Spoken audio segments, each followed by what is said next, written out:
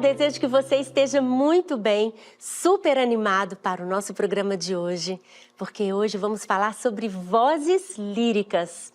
Estaremos aqui conversando com a soprano Melina Peixoto, com a mezzo Kícia Andrade, com o tenor Messias de Oliveira e o baixo barítono Elias Magalhães. Não perca por nada, porque este é o meu, mas é o seu, no universo da música com Patrícia Valadão.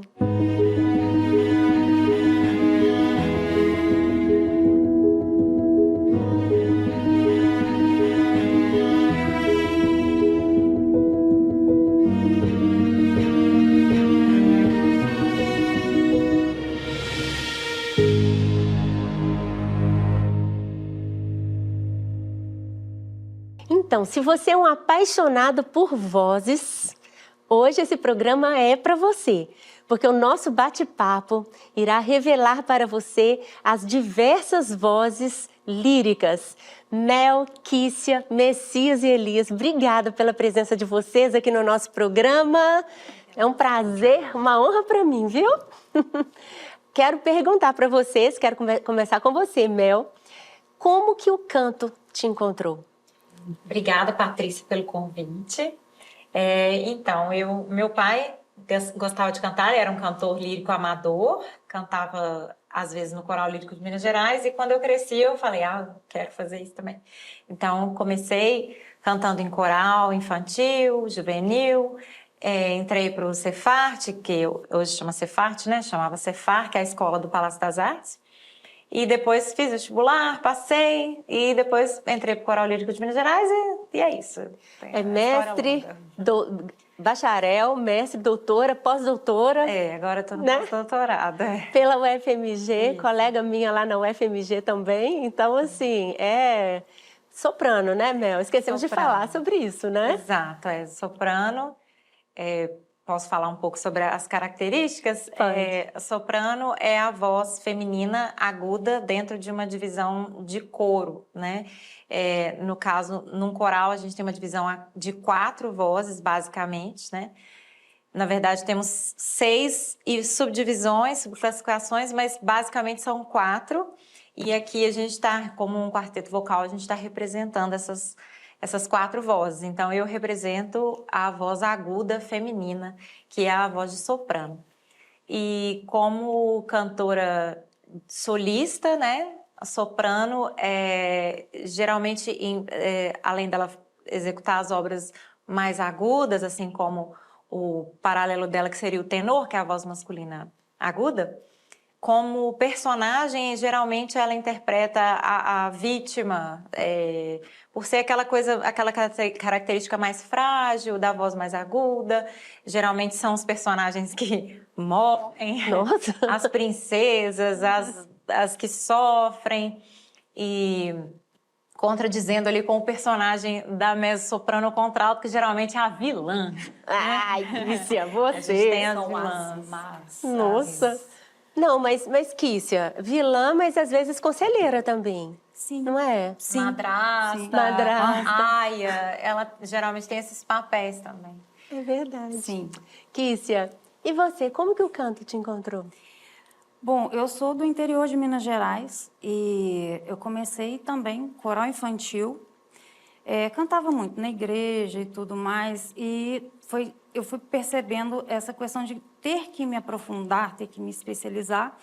Entrei no Conservatório de Música Municipal da minha cidade, municipal não, estadual, e lá eu comecei a fazer as aulas de canto lírico, estudei, cheguei a formar lá, fiz faculdade também lá na minha cidade, na FSJ, dando aulas de canto, dando aulas de música, e entrei para o Coral Lírico de Minas Gerais, aqui em BH. Tem 11 anos que eu faço parte do coral. E é uma luta, assim, estudando de...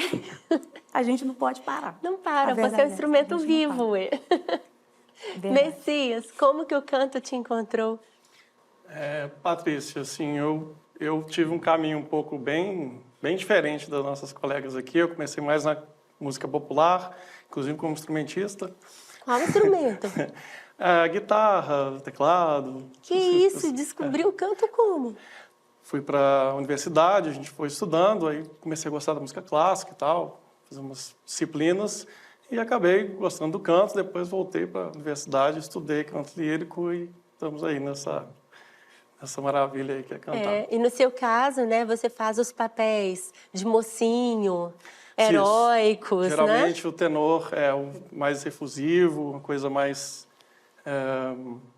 emotiva, talvez, né? Aquela coisa meio sangue da juventude. Acho que isso caracteriza bem o papel do tenor. E Elias, que bom, Elias, ter você aqui, baixo barítono. Como que o canto te encontrou, Elias? Então, Patrícia, primeiramente, muito obrigado, é um prazer estar aqui. E o canto também me encontrou, foi na igreja, assim. Na verdade, eu sou de Conselheiro Lafayette, né? Então, comecei cantando lá na minha cidade, no coral infantil também, lá na minha paróquia. E nisso eu fui descobrindo esse gosto, né, essa paixão pelo canto e decidi me profissionalizar nessa área. Então, prestei o vestibular para o UFMG também, fiz o bacharelado, concluí o mestrado lá também, agora eu estou no doutorado. Então, foi por aí meu caminho. Nossa, que maravilha! Vocês falaram uma coisa que me chamou a atenção, né? Tirando o Messias, todos na infância, né? A importância da musicalização, do coro infantil como realmente um instrumento musicalizador, como que é importante. E a gente sabe que muitas vezes, né, nos grandes concertos, se vocês 4 fossem participar de um concerto, a gente às vezes percebe que o público aplaude muito soprano e tenor, né? Verdade. Por quê? Por quê? Como assim, gente? Eu acho que é isso que ele falou, essa representação da força do tenor, da juventude heróica e da soprano. Eu acho que os agudos, eu acho que tem uma coisa no agudo que atrai o ser humano. e aí todo mundo fica meio estático com como que a pessoa consegue fazer, né? Eu acho que isso, o esquisito, né, faz com que atraia a atenção e como que consegue. Eu acho que o agudo traz essa questão. Mesmo que um cantor não tenha tanta técnica assim, se ele faz uma nota muito aguda, todo mundo... Né? Tanto é que um dos papéis mais conhecidos, das áreas mais conhecidas de ópera é a área da Rainha da Noite, da flauta mágica, que tem super agudos, né? E que mesmo que seja, às vezes, um cantor que não é tão preparado assim, cantou agudo, arrasou. Todo mundo cai de palma. Ai, Elias, as óperas, elas não são amplificadas como shows. Sim. Vocês têm que furar uma orquestra, muitas vezes um coro. Como que é isso para você, cantor, esse desafio? Sim. Tem todo um trabalho, acredito que com todos os tipos de voz, né, que a gente precisa buscar a projeção vocal. Isso é um ponto muito importante, né, que, como você comentou justamente, a gente precisa ultrapassar ali uma orquestra, né, que tem um peso, uma massa sonora muito grande, né? E a gente consegue essa projeção trabalhando diariamente, né, os exercícios vocais, aquecimento vocal, em que a gente vai exercitando a nossa musculatura. E também um papel muito importante que tem a respiração, né, com um apoio, que é você manter uma postura elegante, né, que a gente costuma usar muito esse termo, com todo esse plexo assim, né, aberto, para que você consiga sustentar essa nota que a gente vai executar e que vai conseguir chegar. Às vezes a gente tem um teatro, né, que uma pessoa está lá no fundo, ela precisa ouvir, né, o que o cantor está interpretando. Então, tem todo esse trabalho técnico, né, estudo individual, isso faz muita diferença. E eu sei que tem teatros que são mais favoráveis à acústica do que outros. Então, quando vocês chegam em um teatro que ele não é favorável à acústica, vocês procuram pontos no palco que são melhores para essa projeção? Vocês procuram algum posicionamento que seja ideal? Vocês precisam de ter um ouvido lá na plateia para que possa avisar vocês? Uma coisa que as pessoas podem notar é que o canto lírico não faz uso de microfone, né? Então, a gente tem isso que o Elias falou, a projeção do microfone ela é feita com o nosso corpo, né? Com o nosso trato vocal. Então, se a gente vai, por exemplo, fazer um concerto numa igreja, que uma igreja geralmente ela tem uma cúpula muito alta, então o som ele corre muito, percorre, dá eco, né? E para a gente vamos supor, a gente que trabalha em coral também, quando vai um coral, 60 vozes numa igreja, uma nota ela vai embolar atrás da outra. Sim. Então, esse trabalho, por exemplo, a gente tem que diminuir os nossos tempos. Em vez de fazer notas mais longas, a gente faz notas mais curtas. Corta, às vezes, algumas articulações. Por exemplo, S em excesso, né? Esse tipo de coisa. E ao mesmo tempo, se a gente está num lugar mais seco, aqui, por exemplo, é um lugar que tá bom, né? Tem um teto alto, mas se fosse um lugar todo carpetado, a gente ia se sentir muito seco. Sim. Né? Então, a gente não tem muita saída, né? Então, a gente tem que trabalhar com a própria voz nesse sentido. Buscar uma projeção melhor, né? E tudo se adapta também. Por exemplo, um público para um teatro, o teatro é um espaço grande, ele já é adaptado, né? Então, geralmente o lugar já tem o objetivo do som dele, né? Então, uma igreja não é para um concerto, basicamente não é para um concerto, né? Uma igreja é para um padre falar, né? Uma igreja com cúpula, né? Então, se você bota aquele número de vozes cantando, na verdade, antigamente o objetivo era esse mesmo, né? Criar esse som, né? Na mística, né? Da religiosidade. Mas hoje não, o concerto ele é um concerto com obras variadas, obras de câmara, então a gente tem que se adaptar àquele ambiente, né? Entendi. A gente tem que buscar adaptações. Entendi. Kícia, já te vi fazendo algumas óperas lá no Palácio das Artes. Qual o desafio para o cantor de decorar o texto, acima de tudo, memorizar a cena? Como que vocês fazem esse trabalho em um curto espaço de tempo?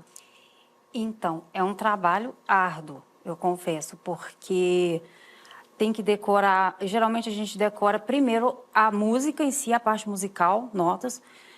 Depois que a gente consegue decorar o texto, junto com a música, e quando entra a cena, aí é que começa o desafio de verdade, porque juntar isso tudo com a cena, mas pensar em técnica, em isso, aquilo, é muita coisa para pensar ao mesmo tempo. Então, assim, aí a gente já percebe que se não tem todo esse trabalho por trás técnico, não tem como entregar aquele produto que às vezes o público vê e fala, nossa, mas não viu a luta que ela É verdade. O coro, tanto solista, então nem se fala, é um desgaste, assim, físico, emocional, é muito grande. Assim. Então, porque o instrumento é o corpo. Então, Exatamente. não tem saída, não tem como, assim. No entanto, o cantor, às vezes, tem a fama de fresco, porque qualquer coisinha, gente, já afeta a voz da gente. Qualquer claro. coisa. O tempo, o ar-condicionado, não sei o quê, afeta a qualidade do som. Então, assim, por isso que a gente tem que ter um certo cuidado maior, sim, com o nosso corpo, assim, na medida do possível, porque às vezes a gente canta, muitas vezes, com a voz machucada, às vezes rouca, porque não tem como a gente tá 100% sempre. Aí a técnica também ajuda a ultrapassar certas coisas que, às vezes, com a voz prejudicada, a gente não conseguiria. É verdade. E Messias, em relação a memorizar vários textos em línguas diversas, como que você realiza esse trabalho? É um desafio, não é fácil, requer um certo estudo. A gente tem algumas técnicas, algumas estratégias que a gente utiliza de escrever, enfim, cada um tem uma maneira, tem gente que gosta de ficar cantarolando, enfim.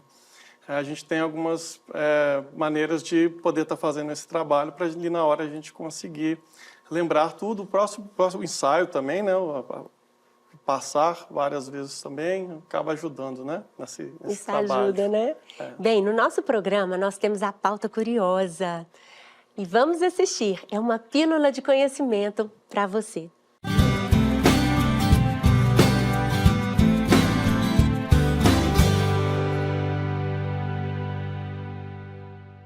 O metrônomo é um aparelho que, através de pulsos sonoros de duração regular, mede o andamento musical.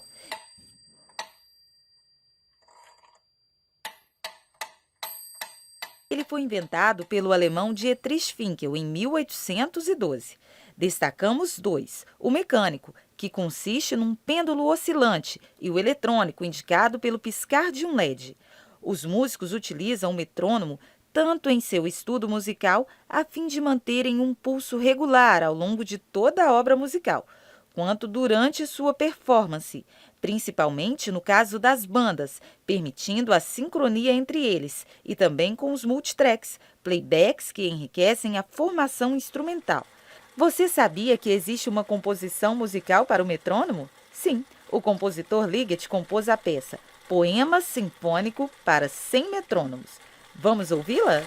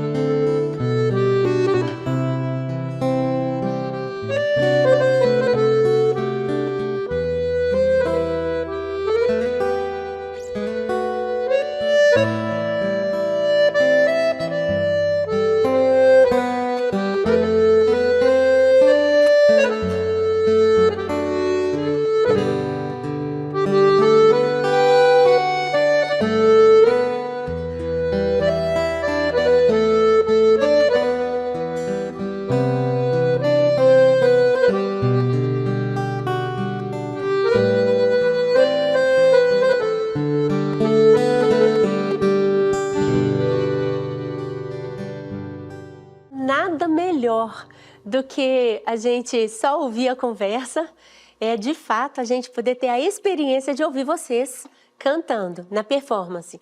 Além de escutar toda a musicalidade, potência sonora, timbre de cada um, é a experiência de conhecer a cor do soprano, a cor do mezzo, a cor do tenor e a cor do baixo barítono.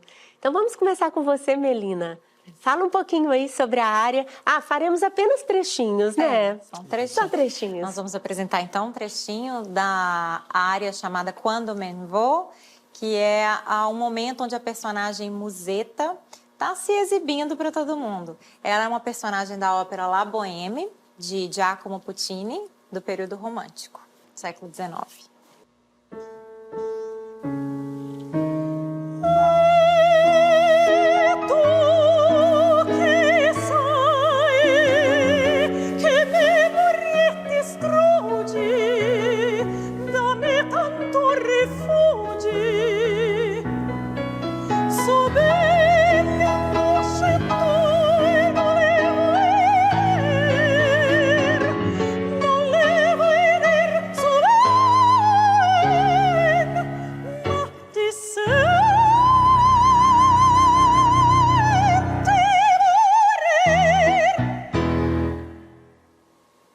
Maravilhosa!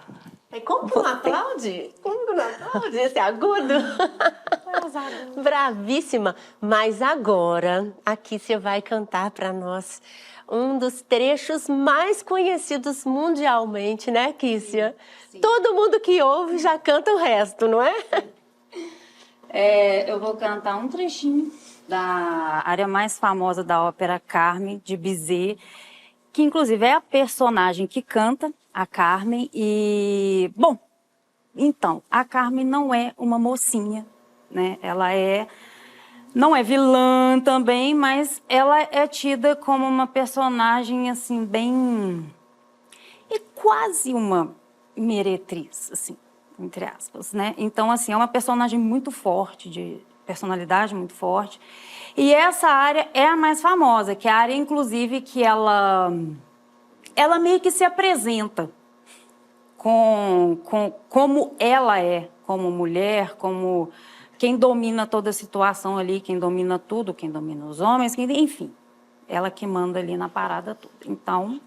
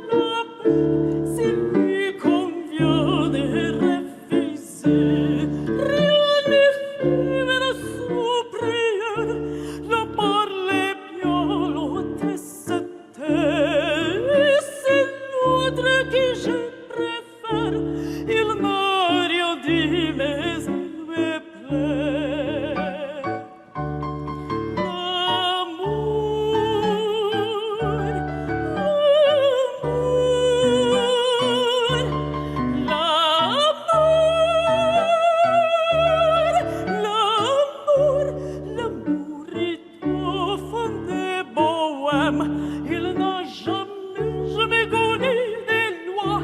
Si tu ne m'aimes pas, je t'aime. Si je ne prends garde à toi. Si tu ne m'aimes pas, si tu ne m'aimes pas, je t'aime. Mais si je t'aime, si je t'aime, prends garde à toi. Uau, brava! Também acaba de cantar, né? O público, né? E o que eu acho interessante dessa área, porque a gente falando sobre a Carmen, né? Essa escolha de vida dela, é como que o compositor traduz o tempo inteiro a vida dela e os caminhos que ela foi escrevendo. Usa muito o cromatismo. Como se fosse quase aquele caminho sinuoso mesmo, quase que de uma serpente. Que é o caminho Né? dela mesmo. Exatamente, um caminho assim de morte, né? Como Que de ela- fato ela, Ela né, morre. no final. Então é impressionante a tradução desse texto nessa Sim, música. que ela né? fala, ela meio que se coloca mesmo como uma mulher que... E assim, no entanto, tem um trecho da letra que ela fala que se você me ama, se eu te amo, se você me ama, tá ok, mas se eu te amar, toma cuidado. Tipo assim, Olha que coisa, misericórdia. cuidado com quem, porque realmente ela é perigosa. Ela é perigosa. Nossa, Perigosa. Deus. Bem, Gente, é só na música.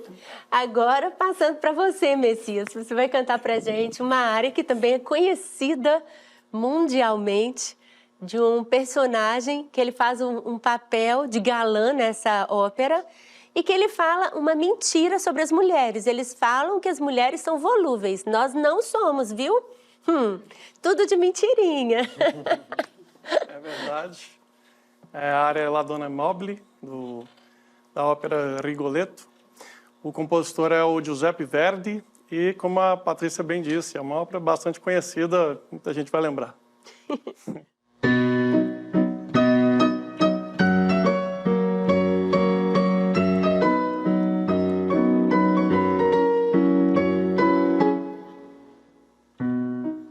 È sempre misero che a lei si affida, chi le confida, malcaldo il cuore, e ormai non sente sì felice a pieno, chi su quel seno non li va amore. La donna è mobile, guarda più mal vento, da cento,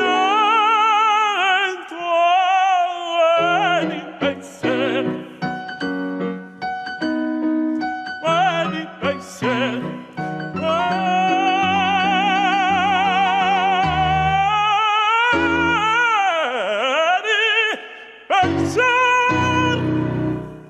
Bravíssimo! E realmente ganha aquela chuva de aplausos super merecida, porque essa cadência final, essa nota longa no final, é uma nota que ela é preocupante, né? O tenor tem essa nota fácil, eu sei, mas eu penso assim, que chegar nessa nota, encaixar essa nota e fazer essa cadência, né? É sempre o esperado do público. O desafio. Bem, Elias, e agora você vai encerrar cantando pra gente uma área do Bellini, uma área com caráter de saudosismo, né? Exatamente. Bem bucólica, e que combina também muito com a voz do baixo barítono, Sim. que é o vilão, né?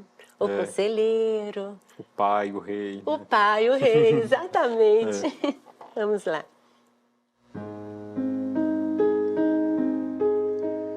Vi ravviso o luoghi ameni in cui lieti, in cui sereni, sì tranquillo idi passai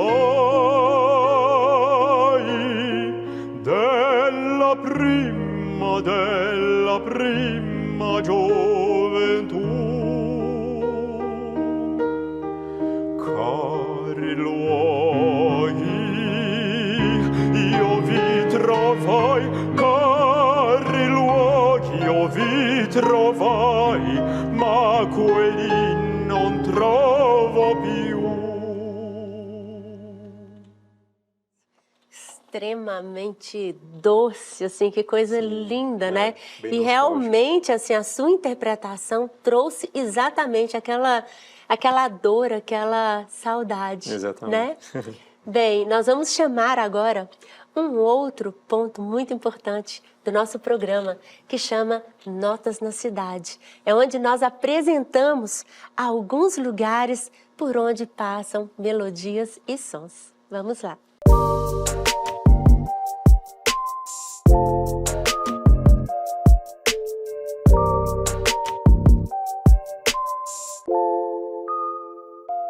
O Conservatório UFMG é um importante espaço cultural, localizado no coração de Belo Horizonte. Desde a sua restauração e reinauguração em agosto de 2000, o edifício histórico de 1926 tem se destacado por sua programação diversificada e acesso gratuito para o público. O espaço oferece salas de recitais, auditório, galerias de exposições, salas de aula e pátio interno, cursos livres de música, concertos e eventos culturais gratuitos ao público. Um centro cultural que segue ativo na formação de público e fomento à produção musical. O conservatório fica na Avenida Afonso Pena, 1534, no centro de Belo Horizonte. Você pode ter mais informações por meio do número de telefone 31 3409 8300.